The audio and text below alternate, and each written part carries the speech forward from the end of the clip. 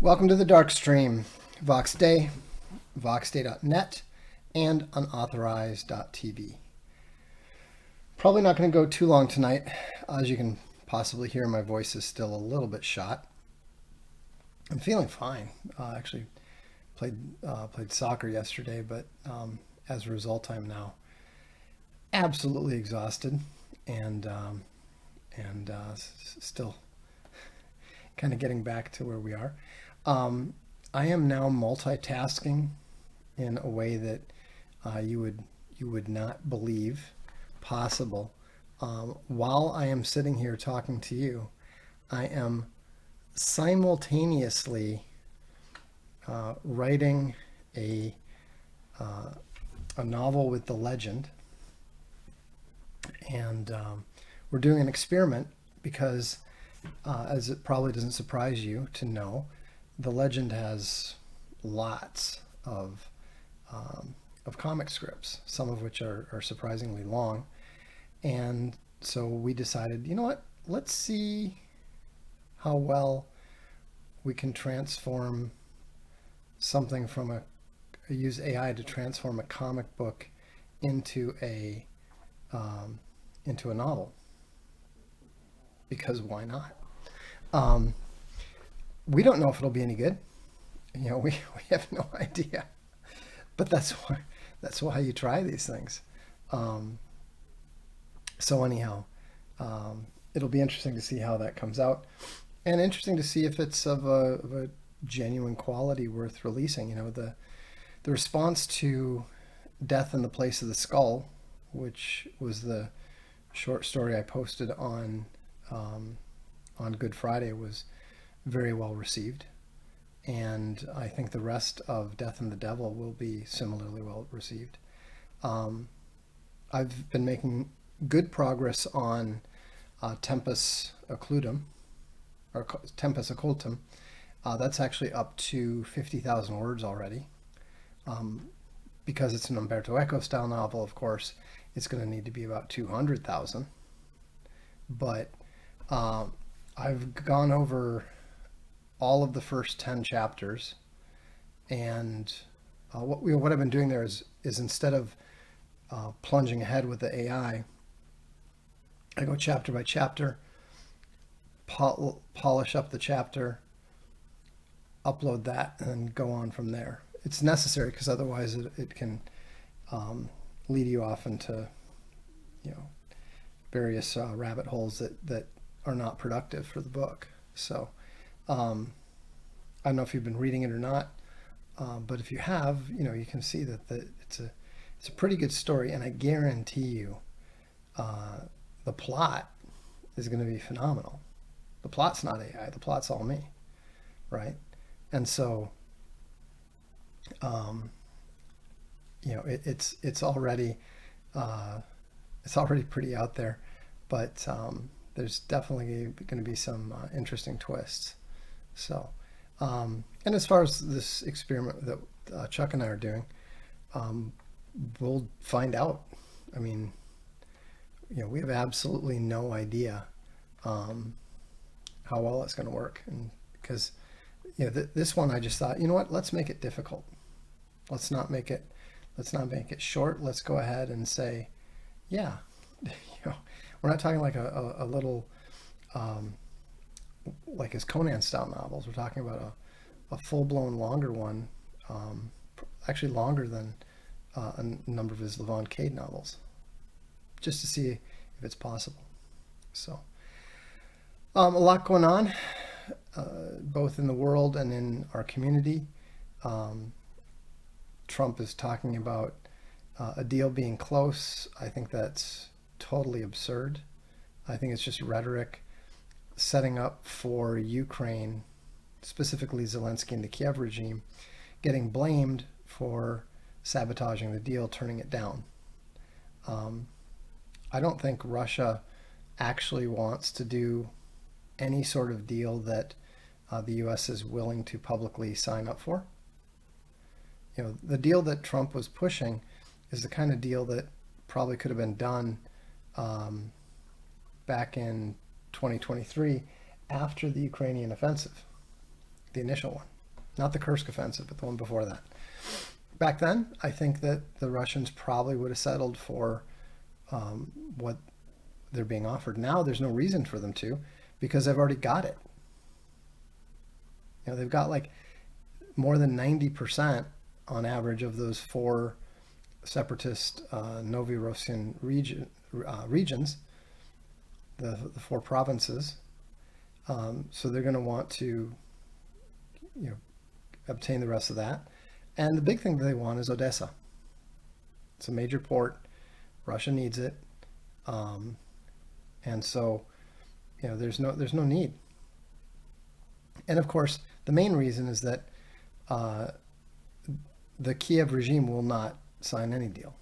They're still talking about defeating Russia and all this sort of nonsense.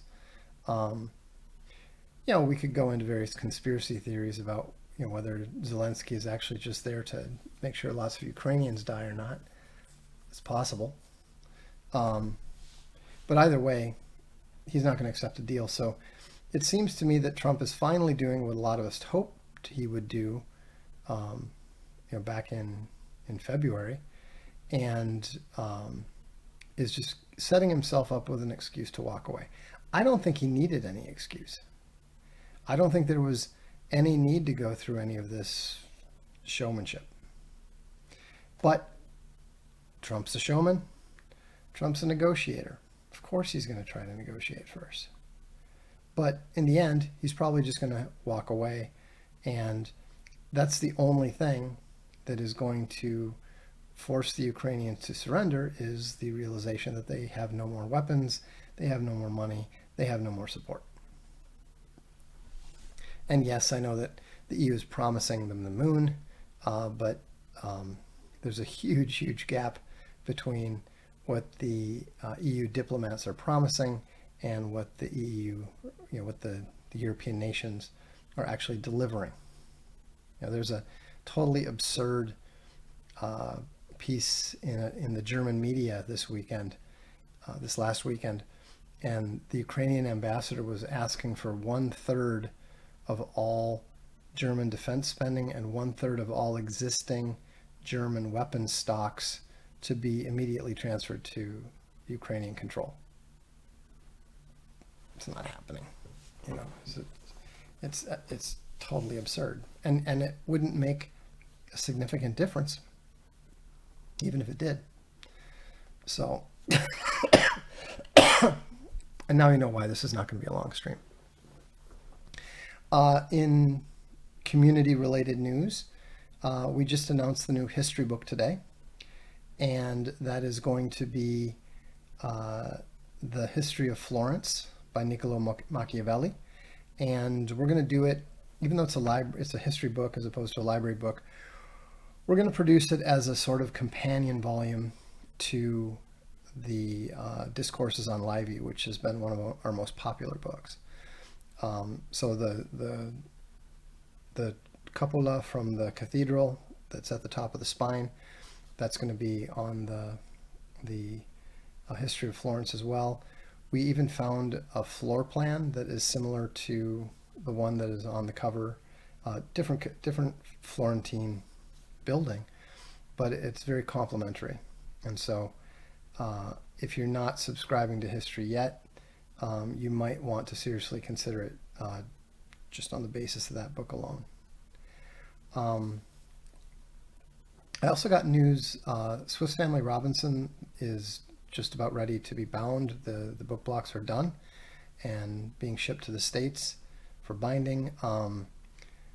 They made a whole bunch of extra ones, so we'll probably have about 120 book blocks extra, so that if Swiss Family Robinson does sell out, then we can get more of them bound at the Swiss bindery. So So that's what's going on there. And we're getting very close to, we're going to, get these next 3 books done at BindTech. And then we've got leathers there for 3 more books, one of which is already scheduled.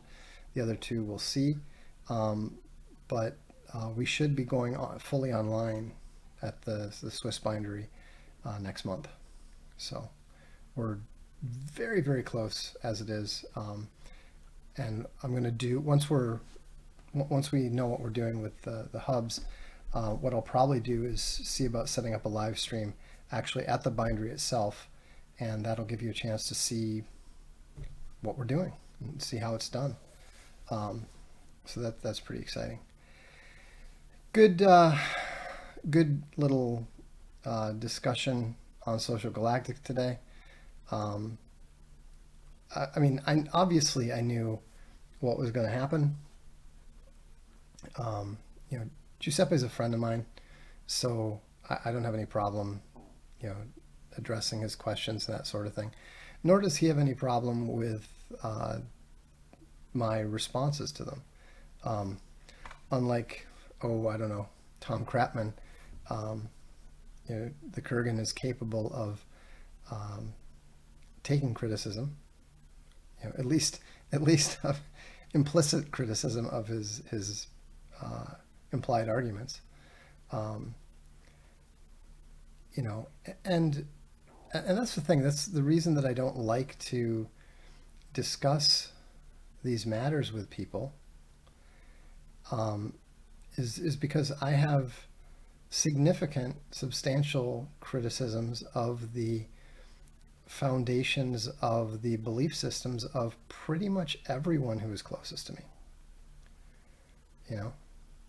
I mean, some of the stuff that some of the people that I care about most and like the most are complete nonsense. And I can demonstrate it to be complete nonsense with no effort at all. It doesn't matter.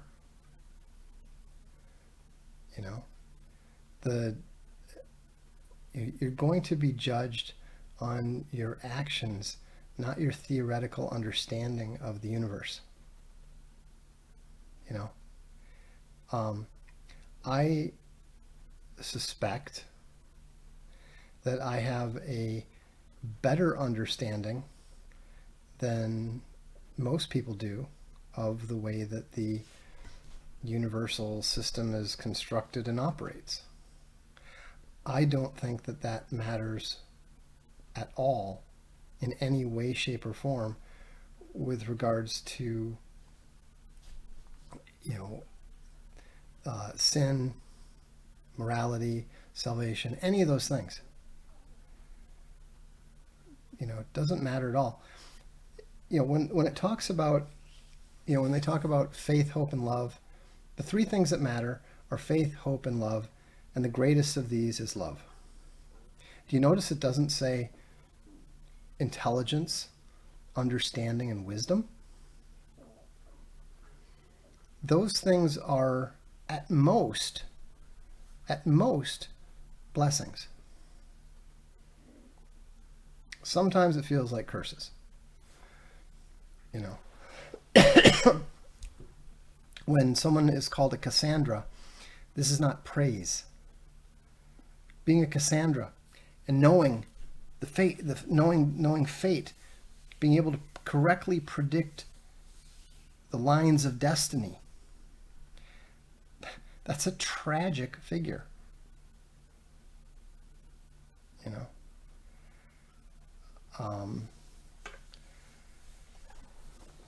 It doesn't do you any good materially. I don't think it necessarily does you any good spiritually. And and maybe I've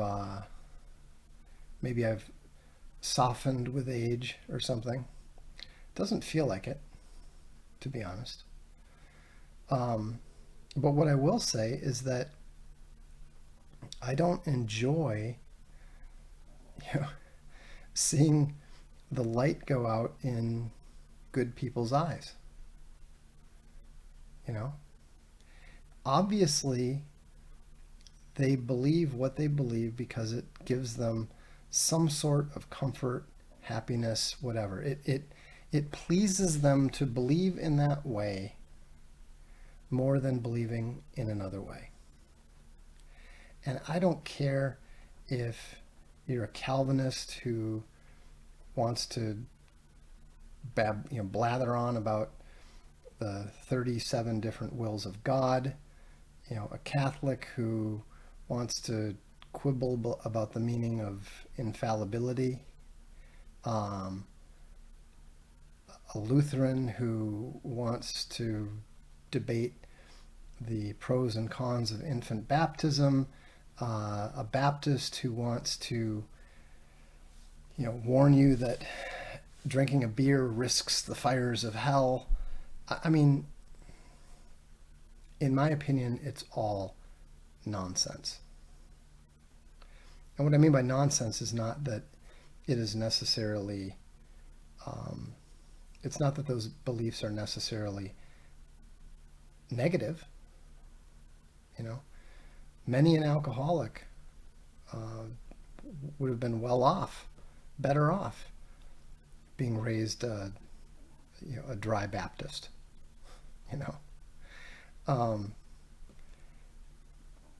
There's many a psychologically damaged individual riddled by guilt and shame who would be well off to become a Catholic and experience the cleansing relief of confession.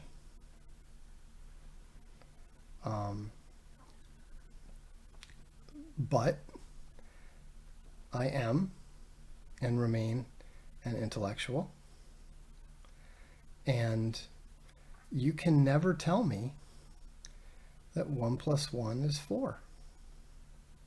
I will not accept it. It doesn't matter how you appeal to, well, maybe this word could be interpreted that way and blah, blah, all that sort of thing. Look, most people don't even realize that what they're doing is they're appealing to their own imagination. And then they're astonished when you don't accept their appeal to their own imagination as authoritative. I won't. But, focus on the important things, in my opinion. If they confess Jesus Christ as Lord, if their knee bows, if their tongue confesses, if they're doing what is right, if they're living correctly, and if they're building their families and standing against evil, I mean, why on earth would you imagine for a second that anyone, much less God, who practically cheats just to give us the benefit of the doubt, isn't going to not be overwhelmingly concerned about the I's being dotted and the T's being crossed? I mean, the thing that bothers me most about all the minutia and the dogma is that, to me, it's very, very reminiscent of the, shall we say, lawyerly, prosecutorial approach of the other side.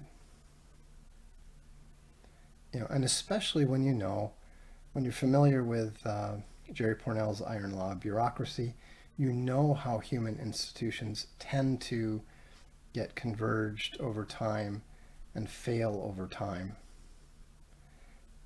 I mean, everything from ships with barnacles to operating systems with what they call cruft, everything bogs down and ceases to function over time. And religious organizations, churches, are no different. And we see that. And, you know, people come up with all sorts of epicycles and convoluted explanations for why this is really that, or this really isn't that. And here's the thing. As with evolution, anytime you see those epicycles, anytime you see those justifications and rationalizations, you know that they're defending a losing case. You know, I don't know when the case will collapse entirely. You know, I don't know when it will become obviously indefensible even to the defenders, but you'll see it.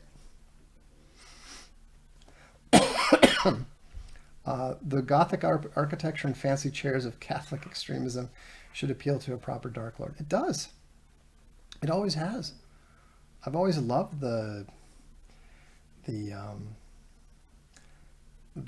high popery of Catholicism. You know, there is something genuinely magical about it.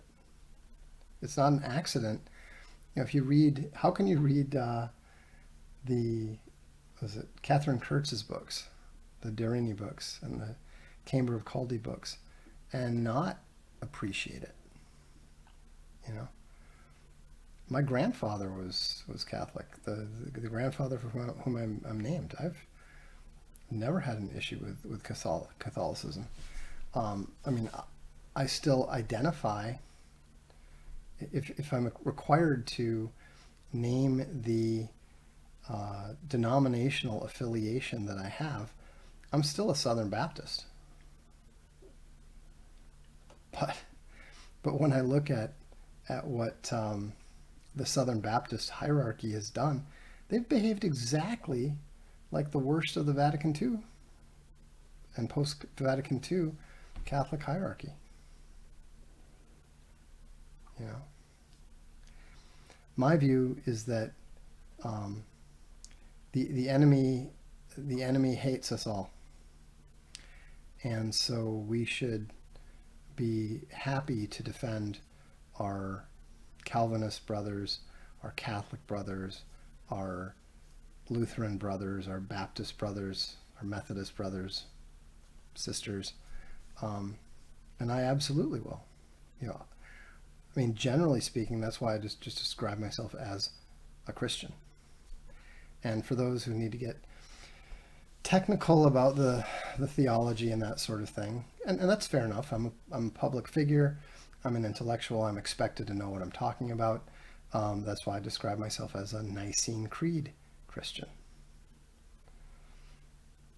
You know, just so that you know, people who are spin out about the sanctity of the Trinity and that sort of thing, you know, can stop calling me an Arian.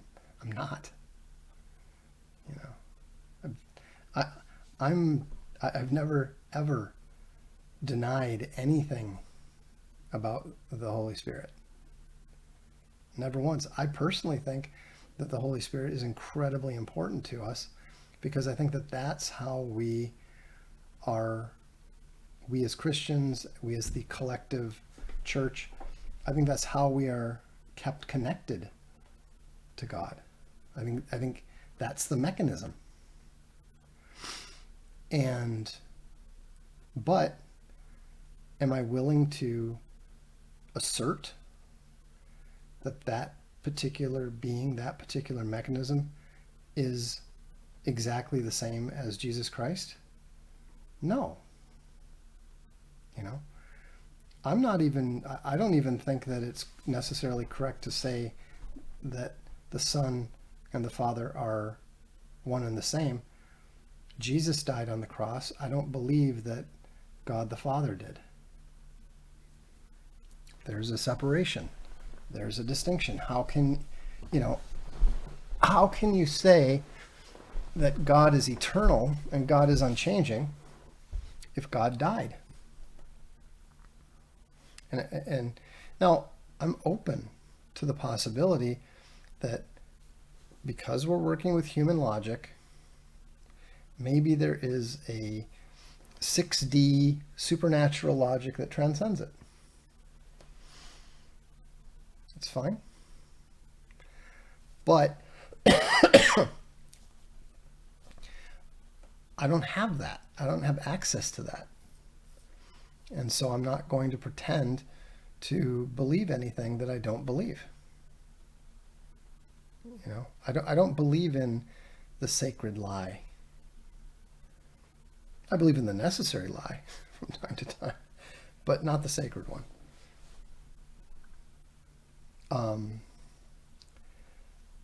I wouldn't go so far as to say the mystery is most of the fun, but I do think that the mystery is a necessary element of it. I mean, the funniest thing to me is that when I look at,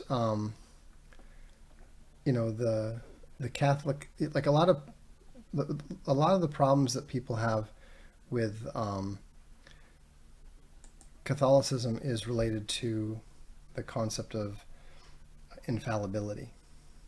But the funny thing is when you actually look at that particular doctrine, they're not actually saying anything very different. The only thing that they're saying that's any different than the Protestants is that they're saying that the Bishop of Rome occasionally is provided with inspiration that in those circumstances is an infallible pronouncement.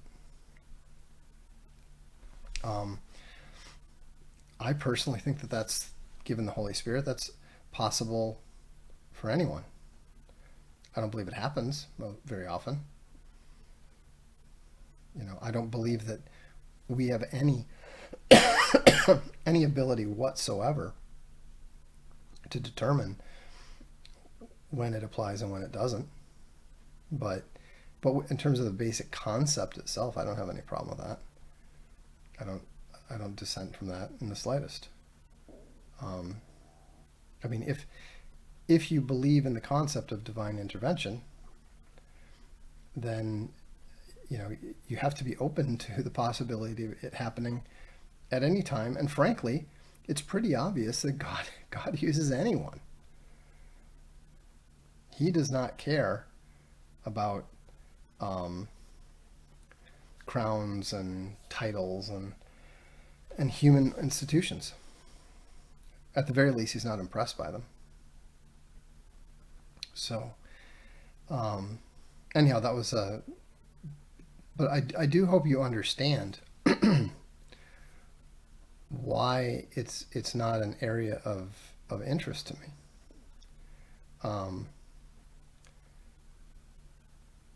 You know, I've seen, you know, not just some of the time, most of the time, I have seen my relationships with other people suffer when they force me to tell them what I really think about what they believe. I mean, I'm the guy who coined the acronym, most people are idiots. And most people are. I'm not a you know, leaving anybody out of this. It's just the way that most people are. You know, I am from time to time. I'm not very often, but I have a fundamentally different approach to intellectual life than most people do. You know, and so you know, so I don't have any concerns about, oh well, oh no, what if I misidentified the number of logical fallacies that I spotted in one of Plato's works? I lose zero sleep about that. If I happen to miss one, if I happen to misidentify one, if I happen to identify one that doesn't actually exist, so be it. It's not a. I just don't understand this this need to have other people affirm what you think. What other people think is usually, in most circumstances, completely irrelevant. If you're correct, take evolution. When I first started writing about evolution, everybody thought I was crazy. Even the people who actively didn't believe in evolution, but didn't believe in evolution for different reasons than me, would occasionally get upset. They'd be like, "Yeah, it's so great that you're criticizing Darwin. You really need to read Michael Behe, or you really need to read this." And I'd be like, "I have, and they're stupid." Not that they were necessarily wrong. In fact, I actually believe all of the critics of evolution are more or less correct. I also believe that is like being correct about the non-existence of evolution is like shooting fish in a barrel. Of course you're correct, because it didn't happen. You could say, well, I believe that evolution didn't happen because alien clowns landed here 7,500 years ago and conducted some genetic experiments on dolphins, and that's where man came from. And you know what? You'd still be right. Evolution didn't happen. That doesn't mean you're correct about your clown theory, but you're basically right with the important thing. It doesn't make your argument intelligent. It's still a stupid argument. You just happen to be right about the basics. Good.